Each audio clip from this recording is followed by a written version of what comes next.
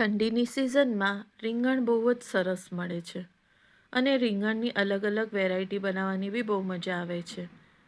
તો last time આપણે ભરેલા રીંગણ બનાવ્યા હતા, તો આજે આપણે રીંગણની એકદમ ઇઝી અને એકદમ ફટાફટ બની જાય એવી રેસીપી બનાવશું. તો તેલ 2-3 ચમચા મૂકી દીધું છે અને એની અંદર 3થી 4 મરચાં મેં ફ્રાય કરીને કાઢી લીધા છે, એટલે અલગથી તેલ મૂકવું ન પડે.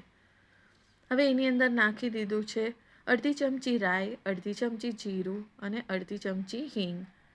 આ બધું થઈ ગયું એટલે થોડા કઢી પત્તા પણ નાખી દીધા છે અને વઘારને થાવા દીધો છે.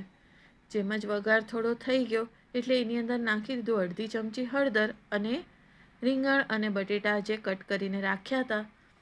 તો અહીંયા મેં 4થી 5 રીંગણ અને 2થી 3 નાની નાની બટાટી કાપીને એડ કરી છે.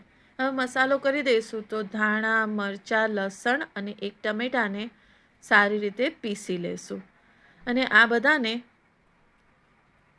આપણે જે વેંગણ અને બટેકા ફ્રાય કરવા મૂક્યા હતા એની અંદર આ લીલો મસાલો એડ કરી દઈશું અને થોડું પાણી બી એડ કરી દઈશું, તાકે આપણો મસાલો સારી રીતે પાકી જાય. થોડીક વાર પછી નાખી દઈશું મીઠું અને 2 ચમચા ધાણા જીરું અને 1 ચમચો આપણે નાખી દઈશું ગરમ મસાલો.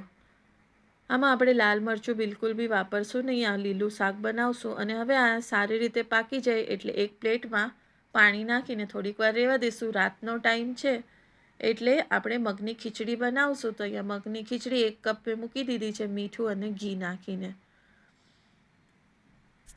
તો આને 2 સીટી સુધી થાવા દઈશું. હવે આપણું શાક સારી રીતે તળાઈ ગયું છે, તો જેટલું રસો જોઈએ છે એ પ્રમાણે પાણી આપણે એડ કરી દઈશું અને 1 સીટી થાવા દઈશું.